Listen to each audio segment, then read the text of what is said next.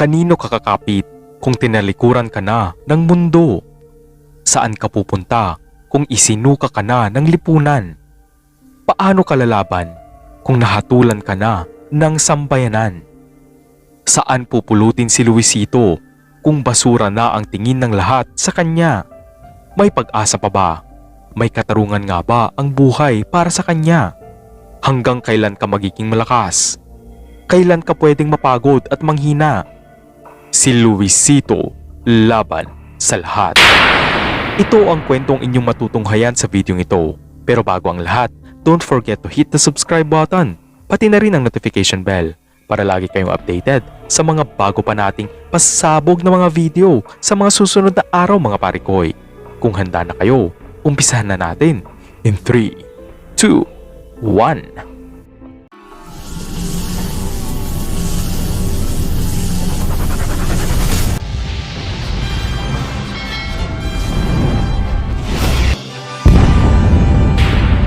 Ang pinakamatinding dagok na naranasan ni Luisito sa kanyang buhay ay ang sabay na pagpanaw ng kanyang mga magulang noong sila ay maaksidente habang pauwi silang mag-anak galing sa graduation sa kolehiyo ni Luisito. Ang noon ay masaya sanang selebrasyon ay nauwi sa isang hindi inaasahang matugong trahedya. Bago noon pumanaw ang kanyang mga magulang ay sabay silang na-confine sa ICU dahil sa matinding tinamon nila sa aksidente. Kahit pahimalang na buhay at kaunting sugat lamang ang tinamon ni Luisito ay hindi nito magawang magsaya dahil sa sinapit ng kanyang mga magulang. Dahil sa sobrang laki ng bayarin nila sa ospital noon ay napilitan si Luisito na isanla sa mayaman nilang kamag-anak ang lahat ng naipundar ng kanyang mga magulang kasama na ang kanilang bahay at lupa at mga sasakyan. Ilang buwan noon natuliro at wala sa sarili si Luisito dahil sa matinding trauma na kanyang dinanas. Maliban pa dito ay pinagmalupitan pa siya ng mayaman nilang kamag-anak na pinagsanglaan niya ng kanilang ari-arian. Pinalayas siya sa kanilang bahay dahil alam nilang wala namang pantubos ang kawawang binata. Wala ni isang kamag-anak nila ang nais na kumupkop sa kanya dahil pabigat at walang pakinabang ang tingin nilang lahat kay Luisito dahil nga sa pagkakaroon nito ng depresyon at pagkawala nito noon sa sarili matapos mailibing ang kanyang mga magulang. Nagpagala-gala noon si Luisito at kung saan siya abutan ng pagod ay doon na siya magpapahinga at matutulog. Napilitang magkalkal ng basura si Luisito para magkaroon ng laman ang kanyang kumakalam na sikmura. Hanggang sa isang araw ay napadpad ang binata sa isang simbahan at napaluhod ito habang umiiyak. Makalipas ang ilang minuto dahil na rin sa magkakahalong matinding pagod, gutom at sakit ng kanyang kalooban ay nawalan ng malay si Luisito sa loob ng simbahan. Sa awa naman ng Diyos ay agad na dinala ng mga tao sa simbahan si Luisito sa ospital dahil sa labis na awa nila sa binata. Napakahina na noon ni Luisito, napakaputla, napakadungis at halos wala ng pulso noon ang binata na tila ba naghihingalo na ito. Nang magkamalay na ang binata ay na-confine na siya sa ospital at kasalukuyan siyang ipinagdarasal ng mga madre, pari at mga kasamahan nila. Tulala pa rin noon si Luisito, ngunit tuloy-tuloy ang pag-agos ng luha sa kanyang mga mata.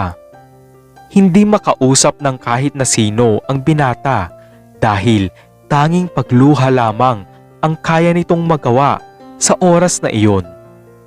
Magmula noon ay kinupkop si Luisito sa simbahan. Tinulungan siya ng mga pari, madre at mga mabubuting mga tao para makabalik ito sa dati niyang sarili. Nagtulong-tulong sila upang maipagamot ang binata hanggang sa unti-unti nang gumaling si Luisito mula sa trauma niya sa mga masaklap na pangyayari sa kanyang buhay. Hindi naglaon ay napagpasyahan ni Luisito na maghanap na siya ng trabaho para magamit na niya ang kanyang pinag-aralan at upang makabawi na rin sa mga taong tumulong sa kanya sa oras na kailangan niya ng pangunawa, pagkalinga at pagmamahal. Nais nitong masuklian ang kabutihan nila sa kanya sa abot ng kanyang makakaya. Dahil na rin sa magandang credentials ng binata, ay madali itong nakahanap ng trabaho. Subalit dahil may kalayuan ang napasukan niya, ay nagpaalam siya sa mga kumupkop sa kanya na mga pari at madre na kakailanganin niyang umupa ng kwarto na malapit sa kanyang trabaho. Labis na galak naman ang naramdaman ni na father at sister sa magandang balita mula sa alaga nilang si Luisito. Kaya naman binigay nila ang 100% na suporta at panalangin para sa kanya. Nang mabalitaan ito ng mga malalapit kina father, ay kanya-kanya silang abot ng tulong para sa pagsisimula ni Luisito sa kanyang bagong buhay. Si Aling Geraldine ay nag-alok naman na doon na lang mangupahan si Luisito sa apartment ng kanyang ate dahil ang pamilya naman niya ang caretaker doon. Ayon dito, ay siya na ang bahala na makipag-usap sa ate niya para mabigyan ng malaking discount si Luisito. Labis naman ang pasasalamat noon ni Luisito dahil malaking tulong iyon para sa kanya bilang nag-uumpisa pa lang itong bumangon sa buhay at lalo pa nang malaman niyang walking distance lang ang paupahan ni na Aling Geraldine mula sa kanyang trabaho dahil makakatipid pa siya sa pamasahe. Naging maganda ang takbo ng karera ni Luisito sa kumpanyang napasukan nito dahil na rin sa talino, galing, sipag at creativity na ipinamalas ng binata. Dahil dito ay hinangaan siya ng mga katrabaho niya at lalo na ang mga big boss nila. Kaya naman naging mabilis ang promotion noon ni Luisito.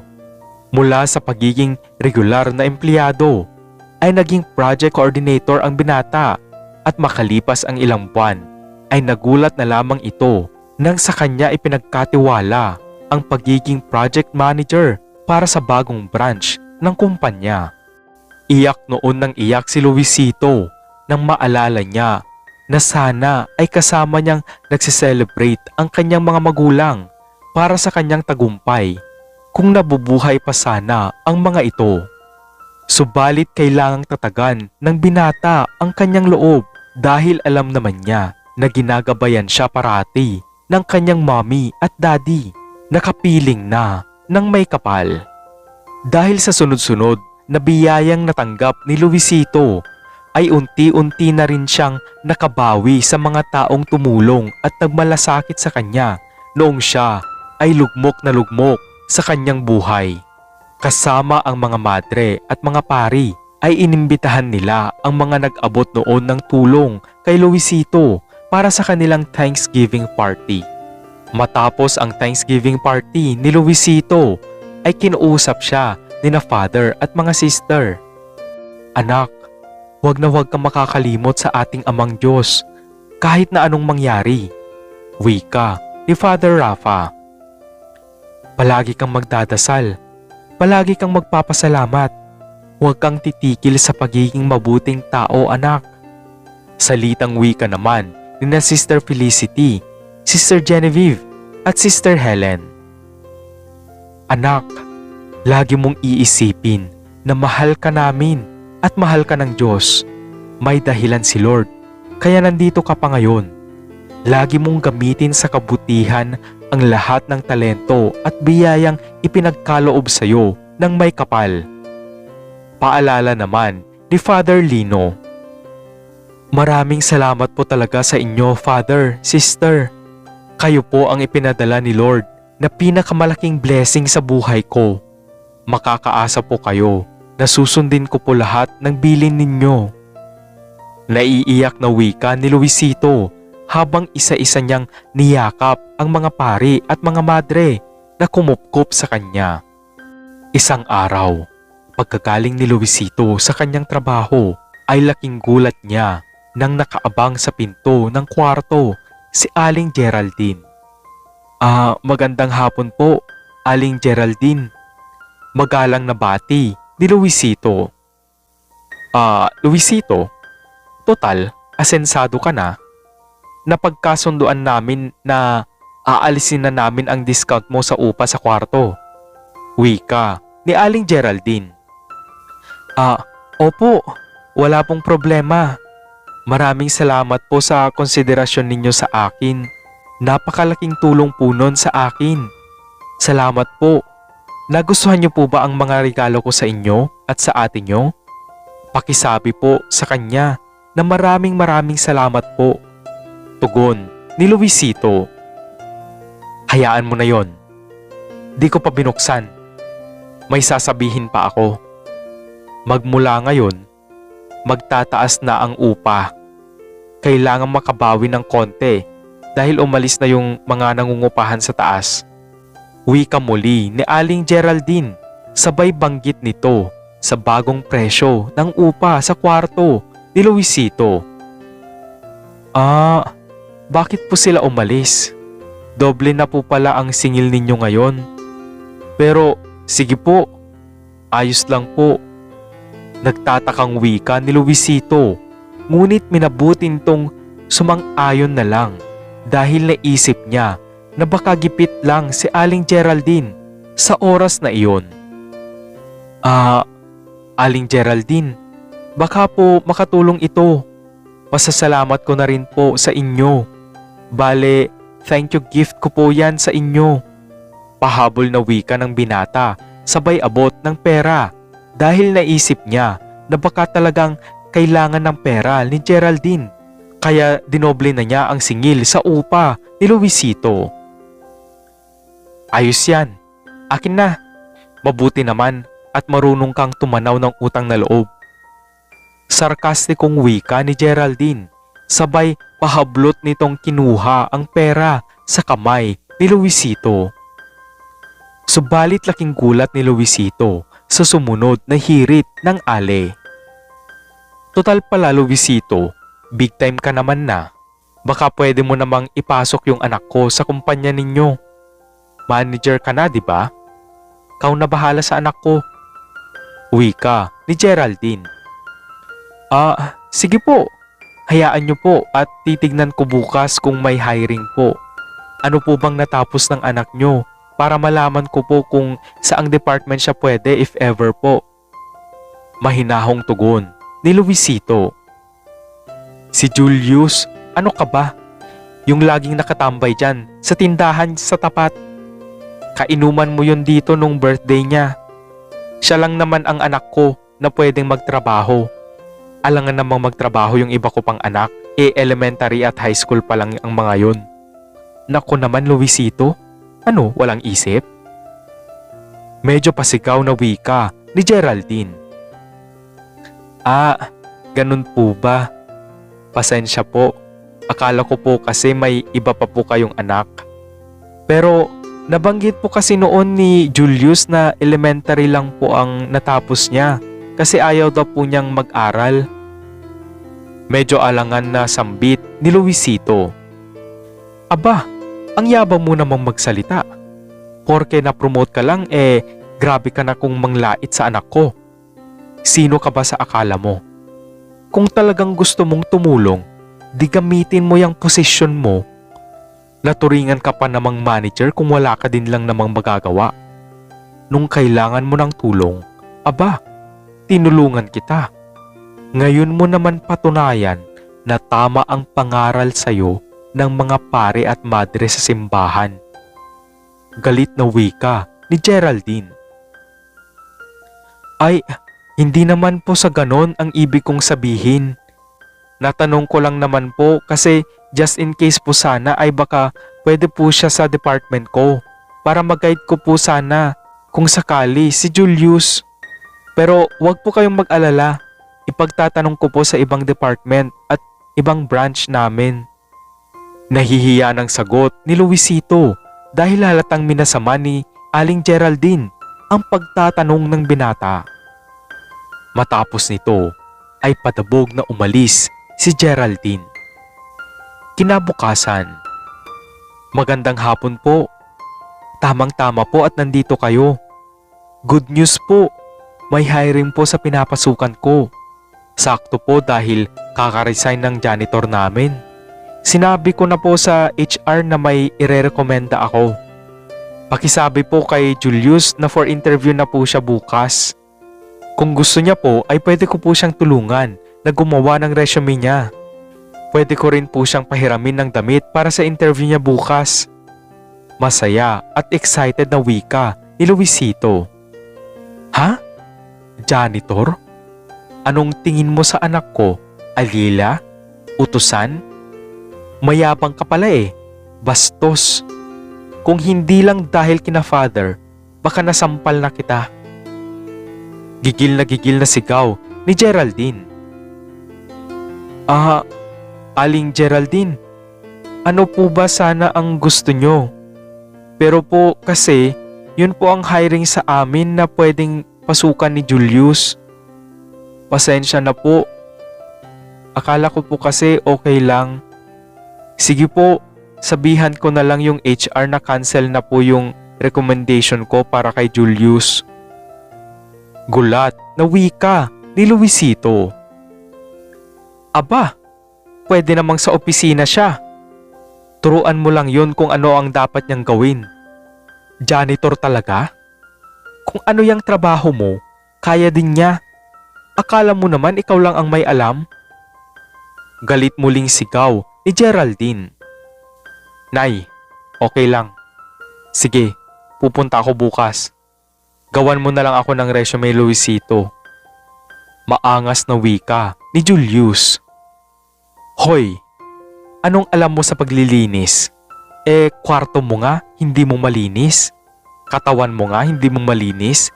Lintik na to, hindi ka magja-janitor. Dapat sa opisina ka din. Sigaw ni Geraldine. Nay, okay na nga diba? Mag-a-apply ako na janitor.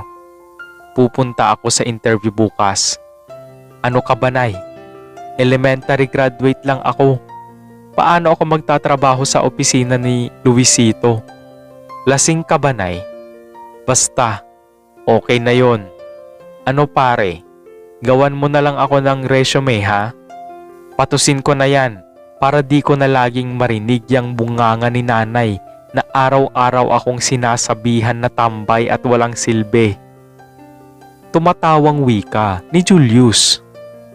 Dahil dito, ay nagmagandang loob na nga na gawan ni Luisito ng resume si Julius bilang tulong na din niya sa anak ni Geraldine na elementary graduate. Matapos ang interview ng HR kay Julius, bagamat ayaw sana siyang i-hire dahil sa kagaspangan ng ugali niya sa pagsagot sa mga tanong sa kanya, ay pinagbigyan nila si Julius na makapasok bilang janitor dahil na rin sa matinding pakiusap ni Luisito sa kanilang HR. Subalit nalungkot si Luisito sa inasal sa kanya ng mag-inang Geraldine at Julius dahil imbes na magpasalamat ang mga ito sa pagtulong niyang makapasok sa trabaho si Julius, ay tila naging mabigat na ang pakikitungo nila sa binata. Ngunit sa kabila nito ay naging mabuti pa rin ang pakikitungo ni Luisito sa mag-ina at lagi pa niyang inililibre ng lunch si Julius bilang tulong na rin dahil alam niyang maliit ang sweldo nito kumpara sa kanya. Dahil sa araw-araw na pagpasok ni Julius bilang janitor sa kumpanya kung saan naman ay project manager si Luisito, ay nasaksihan nito kung gaano katindi ang paghanga ng mga katrabaho niya kay Luisito. Palagi niyang naririnig ang magagandang komento ng lahat kay Luisito at hindi lubos maisip ni Julius na ang kaedaran niyang si Luisito ay napakalayo na pala ng narating kumpara sa kanya. Lingid sa kaalaman ni Luisito ay palagi palang ikinukwento ni Julius sa kanyang inang si Geraldine kung gaano kasikat si Luisito sa pinapasukan nilang kumpanya. Kaya naman nabuo ang inggit at galit ng mag-inang Geraldine at Julius kay Luisito. Sa dami ng nagkakagusto kay Luisito, ay tanging isang babae lang ang bumihag sa puso niya. Si Yvonne. Maganda, makinis, paputi, malambing at matalino ang marketing executive na si Yvonne. Dahil bagay na bagay ang dalawa, ay palagi silang tinutokso sa kanilang opisina. Subalit sa kabila ng panunokso sa kanila, ay nanatiling tahimik sina Luisito at Yvonne tungkol sa kung anuman ang namamagitan sa kanilang dalawa para iwas na rin sa intriga dahil parehas silang mataas ang katungkulan sa kumpanya. Ngunit lingid pala sa kaalaman ng lahat ay kursunado din pala ni Julius si Yvonne. Isang araw, "Hi Miss Beautiful, Ma'am Yvonne, flowers for you."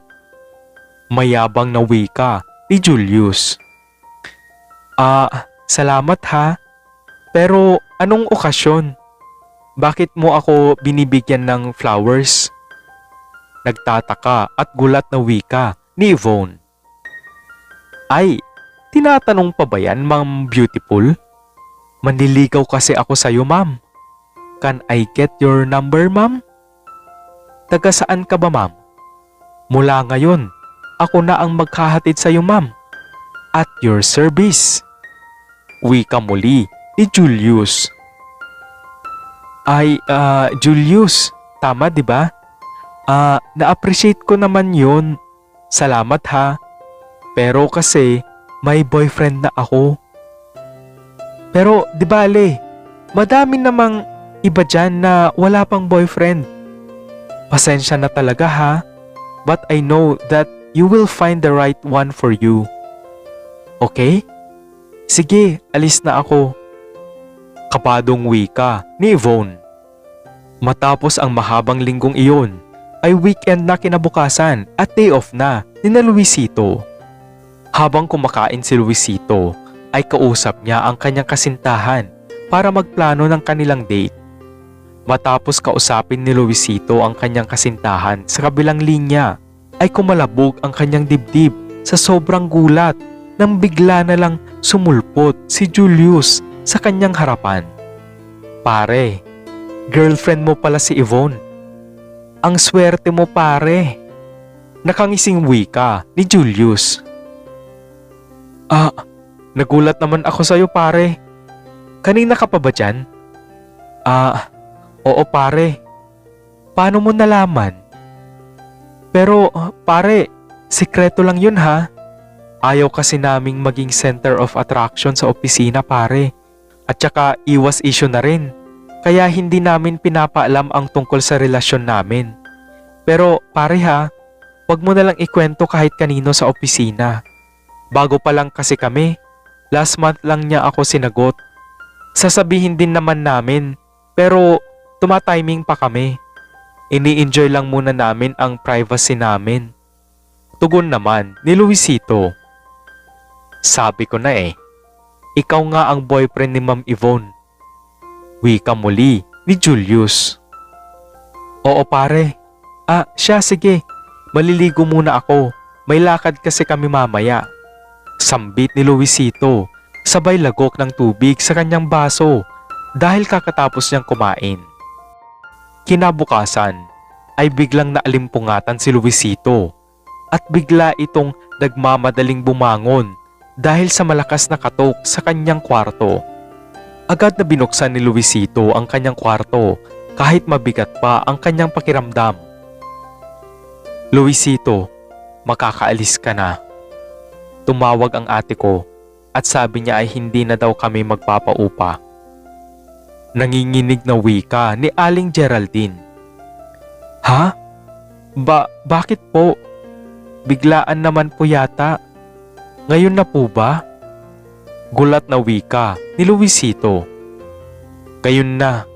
Ikaw na lang natitira dito. Isasara ko na yung kwarto mo mamaya." Natatarantang wika ni Aling Geraldine, sabay mabilis na itong umalis. Dahil parang napakabigat ng pakiramdam noon ni Luisito, ay hindi na ito nag-usisa pa at nagpasya na lang ito na mag-empake na at sundin na lang si Aling Geraldine para wala ng gulo.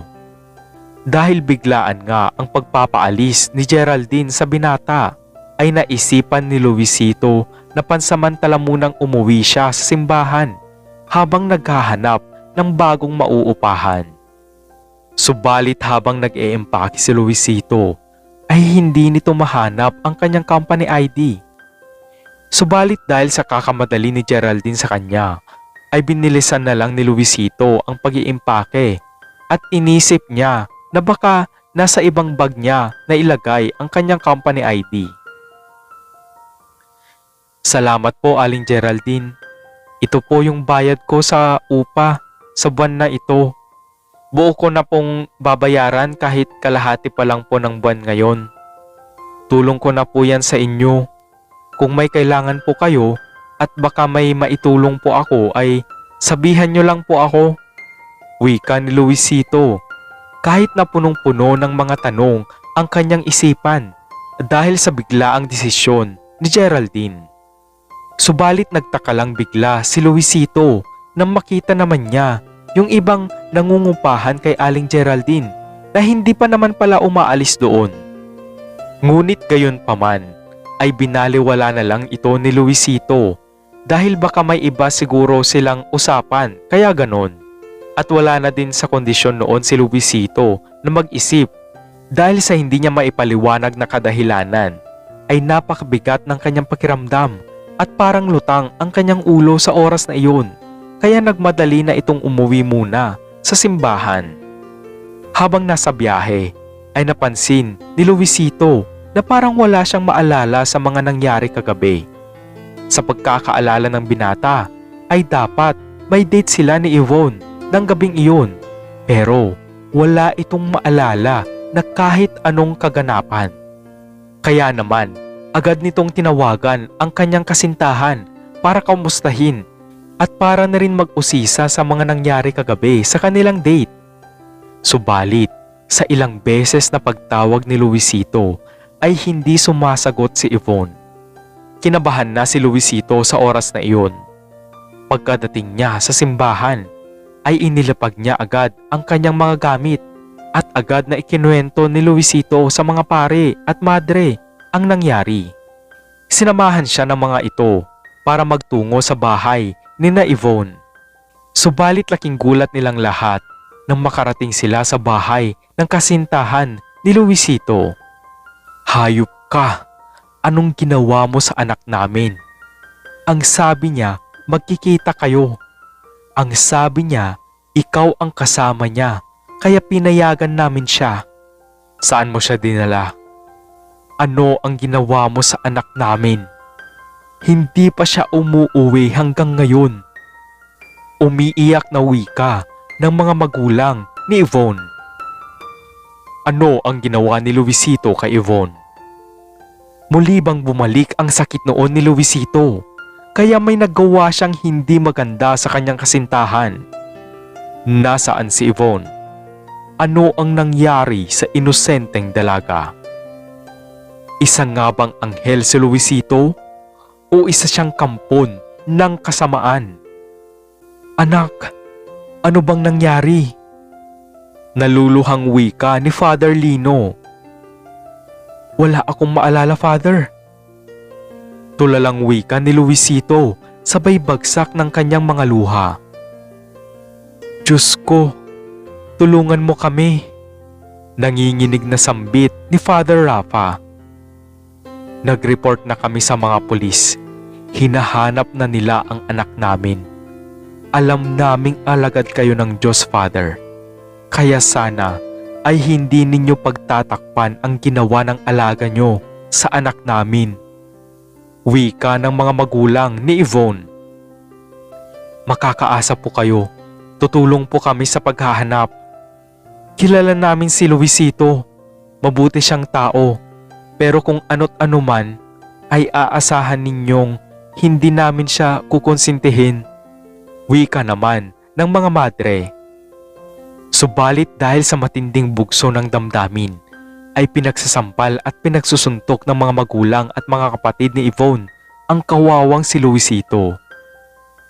At hindi nagtagal ay dumating na ang mga pulis para imbitahan sa presinto si Luisito dahil pagkakita pala ng kapatid ni Yvonne kay Luisito ay agad na itong tumawag sa mga pulis dahil sa oras na iyon ay tanging si Luisito lamang ang pinaghihinalaan nilang may kagagawan sa pagkawala ni Yvonne.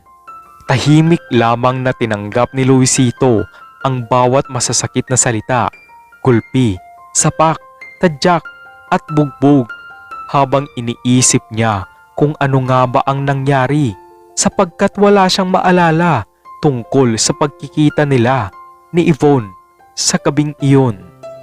Ngunit sa kabila nito ay unti-unti na ring napagtagpi-tagpi ng binata ang mga pangyayari bago ang nakatakdang pagkikita nila ni Yvonne sa gabing iyon.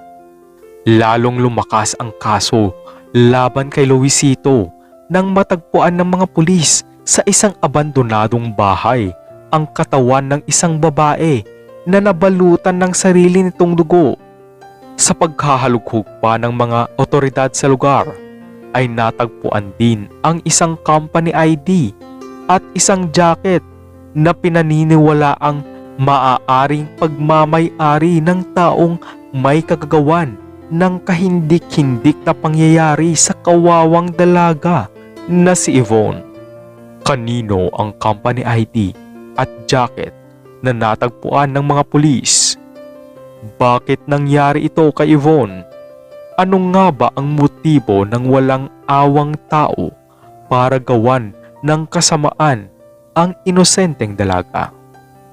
Habang nasa loob ng pihitan si Luisito ay nag-umpisa na ang kalbaryo nito dahil napag-alaman ng mga pulis na sa kanya pala ang naturang company ID at jacket na nakita sa lugar kung saan din natagpuan si Yvonne na sugatan, walang saplot at may mga tama ng matalim na bagay sa iba't ibang parte ng kanyang katawan. Ipinasok ng mga pulis si Luisito sa isang kwarto na madilim at walang ibang tao maliban sa kanya at sa mga pulis. Sobra-sobrang takot ang naramdaman ni Luisito sa oras na iyon dahil alam niya na makapangyarihan sa larangan ng politika ang pamilya ni Yvonne at alam din niya na ang ninong ni Yvonne ay may mataas na katungkulan sa batas. At hindi nga nagkamali si Luisito sa kanyang iniisip na maaaring gamitin ng pamilya ni Yvonne laban sa kanya ang kanilang kapangyarihan, lalo pa at siya ang itinuturing na pangunahing person of interest sa nangyari sa kanyang kasintahan. Sa loob nga ng madilim na kwarto ay pinagbubugbog si Luisito at pilit siyang pinapaamin ng mga otoridad sa pangunguna ng ninong ni Yvonne na may mataas na katungkulan. Alam mo kung ano ang kayang gawin sa'yo ng pamilya ni Yvonne. Alam mo din na inaanak ko si Yvonne. Sa tingin mo ba hayop ka? Hahayaan naming makalusot ka sa ginawa mo sa kanya? Sige, pahirapan nyo ang hayop na yan. Galit na wika ng ninong ni Yvonne. Sa pagkakataong iyon ay nanatiling tikom ang bibig ni Luisito dahil alam niya sa kanyang sarili na mas lalong magiging delikado ang buhay niya sa loob ng pihitan oras na magsalita ito tungkol sa tunay na nangyari ng gabing iyon. Kinabukasan ay dinalaw ng mga pare at madre si Luisito sa kulungan. Anak, anong nangyari sa'yo? Bakit ka nila pinahirapan? Anong ginawa nila sa'yo? Anak, may kinalaman ka ba talaga sa nangyari kay Yvonne? Magsalita ka, anak. Alam naming mabuti kang tao, Luisito. Pero kung totoong may kasalanan ka, mas mabuti pang umamin ka na, anak. Ano bang ginawa mo, anak? Nag-aalalang wika ng mga pari at madre kay Luisito. Sister, huwag niyo po akong alalahanin. Naalala ko na po ang totoong nangyari. Pero hindi tayo pwedeng mag-usap ngayon. Ang importante sa ngayon ay si Yvonne. Kumusta po siya, Father? Buhay po ba si Yvonne? Natagpuan daw kahapon si Yvonne, sabi ng mga pulis. Nakita din daw doon yung company ID ko at yung jacket ko. Asan po si Yvonne? Ayos po ba siya, Father? Pakisabi po sa mga magulang ni Yvonne na bantayan nila ang anak nila at siguraduhin nilang walang ibang makakalapit sa kanya. Bigyan niyo po ako ng ballpen at papel, sister. May kailangan kayong malaman at dapat din itong malaman ng mga magulang ni Yvonne. Pasimple lang po kayo. Dapat hindi nila mahalata na may sinusulat ako. Alam ko pong nanganganib ang buhay ko dito. Pero mas lalong nanganganib ang buhay ni Yvonne. Dahil nabuhay siya. Kaya kung ano man po ang mangyari sa akin, dito po sa isusulat ko, malalaman ninyo ang lahat. Umiiyak na wika ni Luisito. Nang hapong iyon ay isang malungkot na balita ang nalaman ni Luisito.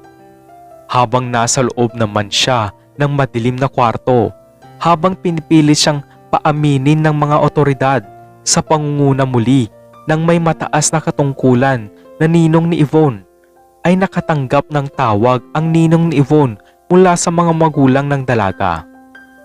Ayon sa mga ito, ay pumanaw na si Yvonne at agad na daw nila itong ipinakremate dahil hindi nila kayang paglamayan ang nag-iisa nilang anak na babae.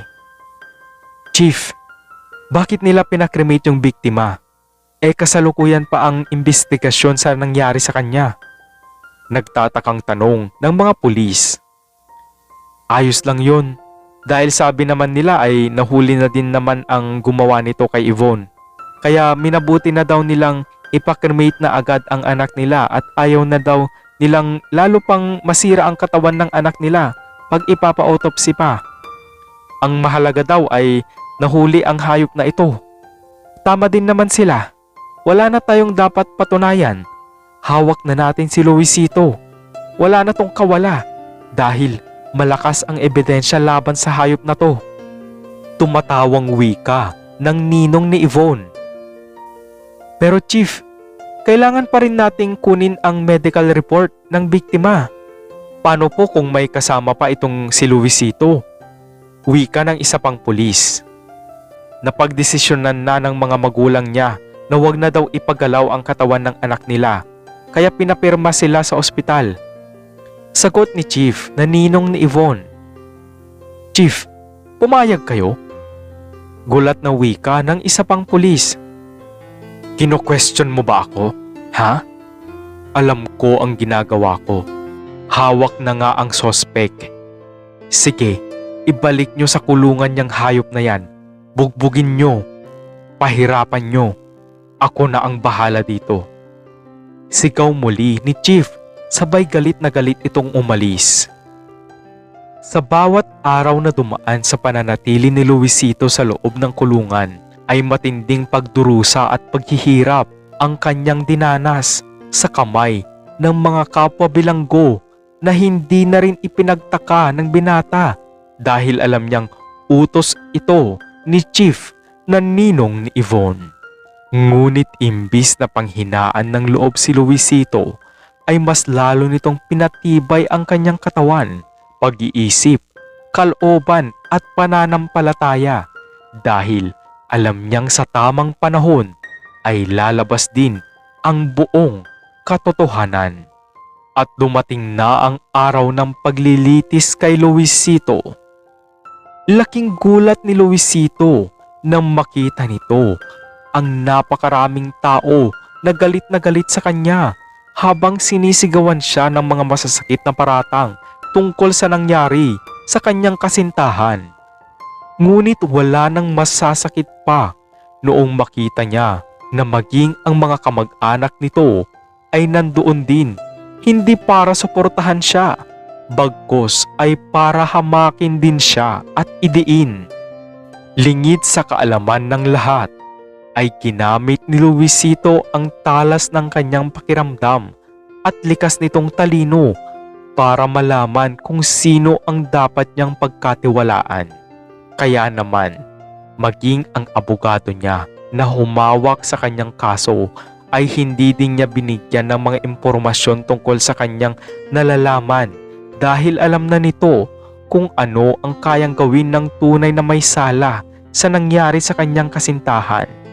At tama nga, bayad na ng makapangyarihang may sala ang kanyang abogado.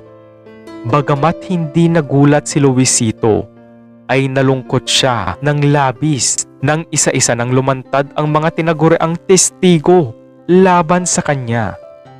Si Julius. Ipinagdiinan nito na galit si Luisito noong gabing iyon dahil di umano ay may pinagseselosan siyang lalaki ni Yvonne at narinig daw niya na pinagbantaan ni Luisito si Yvonne na kikitilin nito ang buhay ng dalaga bago siya umalis para kitain si Yvonne. Si Aling Geraldine, sinabi naman niya na bigla na lang nagmamadaling umalis si Luisito sa inuupahan nitong kwarto at tila daw balisa at hindi mapakali ang binata. Dagdag pa ni Aling Geraldine na nagalit pa daw si Luisito noong tanungin niya ito kung bakit bigla siyang aalis na walang abiso at noon daw sisingilin niya si Luisito sa kanyang bayad sa upa ay sinakal daw siya ng binata. Ayon kay Geraldine, ang mga tita at tito ni Luisito na nagpalaya sa kanya. Ayon sa kanila ay may problema daw sa pag-iisip si Luisito at tinangka daw niya silang saktan at gawan ng masama kaya nila pinalayas ang binata. Matapos nito ay dumating na ang oras para kay Luisito.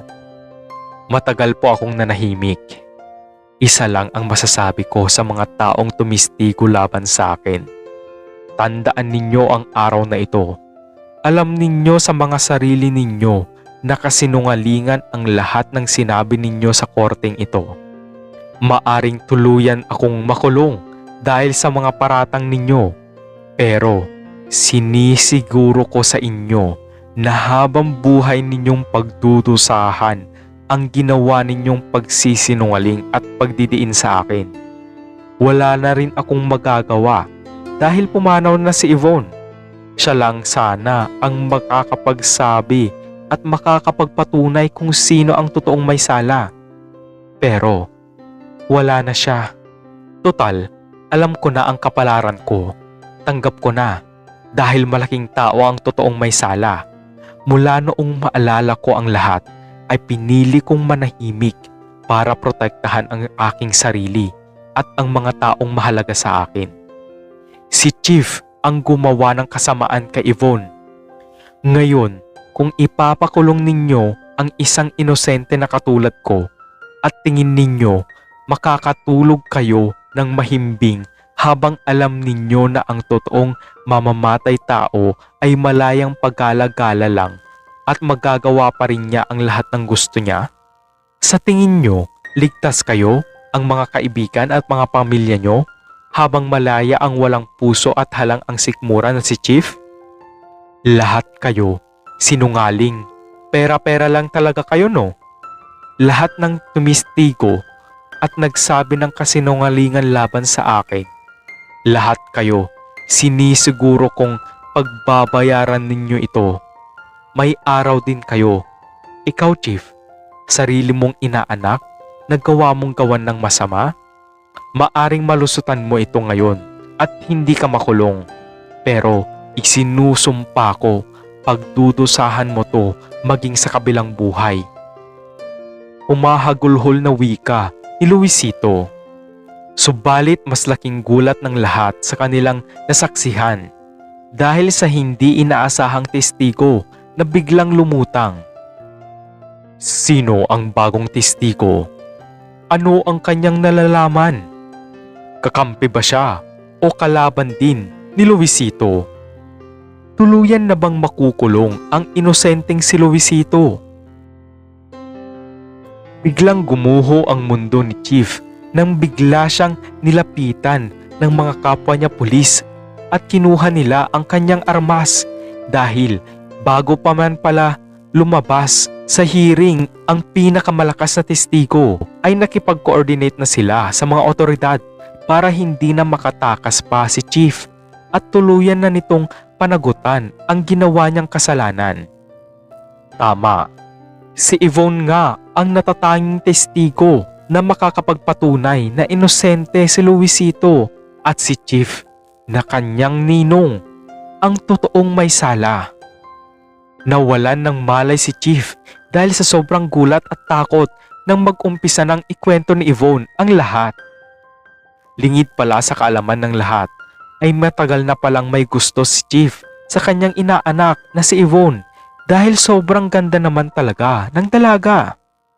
Kaya naman humanap ito ng tiyempo para maisakatuparan ang matagal na niyang kinikimkim na nararamdaman sa kanyang magandang inaanak.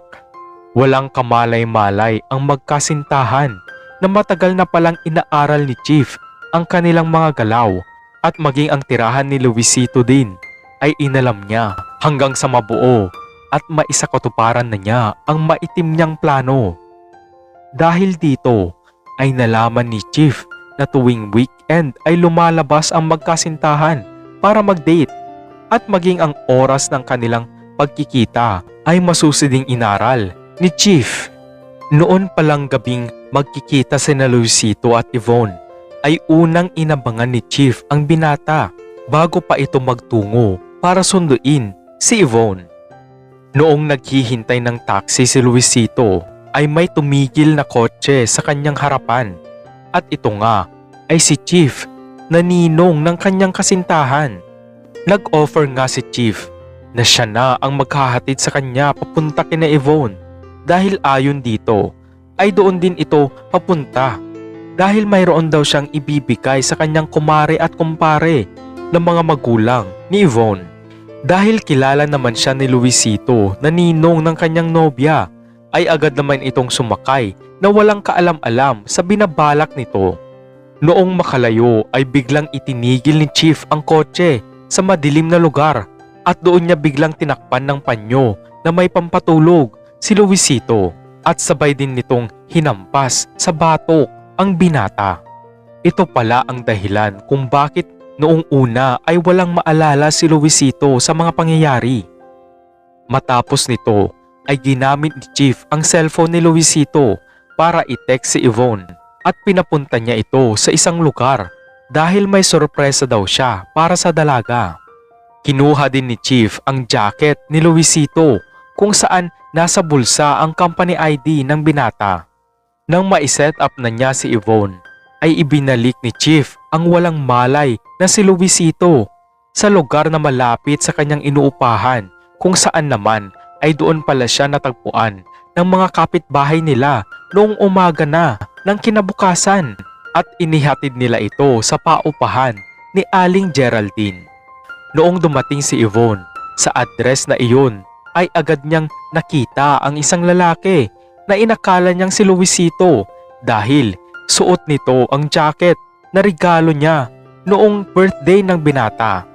Paglapit ni Yvonne sa naturang lalaki ay agad din siyang tinakpan sa ilong ng panyo na may pampatulog at doon na dinala ni Chief si Yvonne sa abandonadong bahay upang isakatuparan ang matagal na niyang kinikimkim na damdamin sa kanyang inaanak. Subalit noong aktong uumpisahan na ni Chief ang maitim niyang balak kay Yvonne ay biglang nagising ang dalaga at nanlaban ito hanggang sa maalis ni Yvonne ang bonnet na suot ni Chief. At dahil sa pagkataranta ni Chief noong makilala siya ni Yvonne ay bigla niyang naisip na wakasan na lang ang buhay ng kanyang inaanak para hindi ito makapagsumbong. Unang naisip ni Chief na gamitin ang kanyang armas bilang pulis. Ngunit naisip din niya na baka matrace ito pag nagkataon. Kaya naman gamit ang dala nitong patalim. Ilang beses niya itong ginamit sa iba't ibang parte ng katawan ng kaawa-awang si Yvonne. Habang ginagawa naman ito ni Chief ay naisip ni Yvonne na magpanggap na wala na siyang buhay para tumigil na si Chief sa ginagawa nito sa kanya. At dahil sa sobrang taranta ni Chief sa pag-aakalang tuluyan na niyang nabawian ng buhay ang inaanak niya, ay dali-dali nitong hinubad ang jacket ni Luisito na kanyang isinuot at ninakaw, at ikinalat din niya sa tabi ni Yvonne ang company ID ni Luisito na nasa bulsa ng kanyang jacket para ang inosenteng binata ang mapagbintangan sa kasamaan na kanyang ginawa. Dahil sa labis na takot at pagkalito ay mabilis nang umalis si Chief sa lugar na iyon at nagpanggap siya na walang nalalaman. Noong makaalis pala si Chief ay sinubukan pa ni Yvonne na tumayo para makahingi ng tulong. Bagamat hindi makapaniwala si Yvonne sa kanyang sinapit, ay hindi ito tumigil sa paghingi ng tulong sa Diyos para bigyan pa siya ng pagkakataong mabuhay. Subalit dahil sa tindi ng kanyang mga tinamong mga sugat, ay nawalan na rin ito ng malay. Tunay ngang isang malaking milagro ang pagkabuhay ng dalaga at ang hindi din na ituloy ni Chief na balak nitong pagkuha sana sa kanyang pagkababae. Noong una ay talagang sinisi ng pamilya ni Yvonne si Luisito sa nangyari sa kanilang anak. Ngunit noong ipaalam sa kanila ang balita na nahanap nila si Yvonne at buhay pa ito, ay napansin nila ang kakaibang reaksyon ng kumpare nilang si Chief. Naging balisa si Chief at para itong dismayado sa balitang buhay pa si Yvonne. Lalo pang tumindi ang duda nila sa kanilang kumpare noong pilit nitong iminungkahi na huwag na lang daw ipamedical pa si Yvonne para daw hindi na ito matroma pa dahil total daw ay nahuli naman na si Luisito na siya daw ang tunay na salarin. Kaya pumirma ang mga magulang ni Yvonne na nag-refuse na sila para ipamedical ang kanilang anak habang nakaharap pa si Chief. Ngunit binawi pala nila ito noong makaalis na ang kanilang kumpare. Noon palang dinalaw ng mga pare at madre si Luisito sa kulungan, ay agad nilang ibinigay ang sulat ni Luisito para sa mga magulang ni Yvonne na nagsasabing si Chief nga ang may gawa ng lahat ng kasamaan sa kanila. Dahil dito ay naisip nila na palabasin na pumanaw na si Yvonne at kunwari ay agad na nila itong ipinakremate nang sa ganon ay mailihis nila ang focus ni Chief at para maisagawa nila ang sekretong pagpapaimbestiga sa kanilang kumpare. Ang mga pare at madre ang mga lihim na mode of communication ni Luisito at mga magulang ni Yvonne, kaya naman walang kamalay-malay si Chief na si Luisito pala ang naging mata nila sa loob ng pihitan. Kaya pala pinalayas ni Aling Geraldine si Luisito noon ay dahil nakatanggap ito ng tawag na kriminal daw si Luisito, at ayon sa tumawag ay kung hindi daw niya palalayasin si Luisito ay baka madamay sila ng kanyang pamilya. Nalaman din nila na si Chief ang nagbayad kina Aling Geraldine at anak nitong si Julius para tumistigo laban kay Luisito, at maging ang mga kamag-anak ni Luisito ay binayaran din pala para lang ipagdiinan na may sakit sa pag-iisip ang binata at kaya nitong manakit ng ibang tao.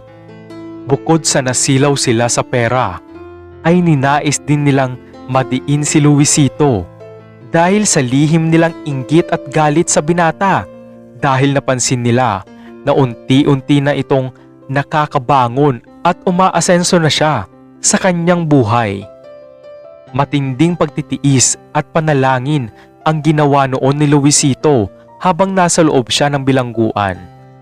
At sa nakatakdang araw ng Diyos ay nabaliktad na rin ang kanilang mundo dahil sa paglabas ng buong katotohanan. Dahil nailatag na ni Yvonne at ng kanyang pamilya ang lahat ng ebidensya, ay nakulong si Chief at maging ang mga bayarang sina Aling Geraldine, Julius at mga kamag-anak ni Luisito dahil sa obstruction of justice at iba pang kaso. Noong nakaharap nila si Chief ay hindi napigilan ni Luisito, Yvonne at ng pamilya nito na pagsusundukin si Chief dahil sa matinding galit at hinagpis na kanilang nararamdaman. Hindi din napigilan ni Luisito ang kanyang sarili na patikman ng malulutong na masasakit na salita si Aling Geraldine, Julius at kanyang mga kamag-anak dahil sa pagdidiin nila sa kanya at paggawa ng mga kwento para lang siya ay makulong. Sa wakas ay nabigyan din ng hustisya si Yvonne at Luisito. Nabawi na rin ni Luisito ang ari-arian nila mula sa kanyang tito at tita na nakakulong na. Hindi nagtagal ay nakabalik na muli sa trabaho sina Luisito at Yvonne. Nag-ipon sila ng mabuti bilang paghahanda sa plano nilang pagpapakasal at pagbuo ng sarili nilang pamilya. Makalipas nga ang ilang taon ay tuluyan na ngang nag-isang dibdib ang nagmamahalang sina Yvonne at Luisito. Salamat muli mga parikoy. Kung nagustuhan nyo ang video ito, ay wag na kayong mahiya na magbigay ng isang like.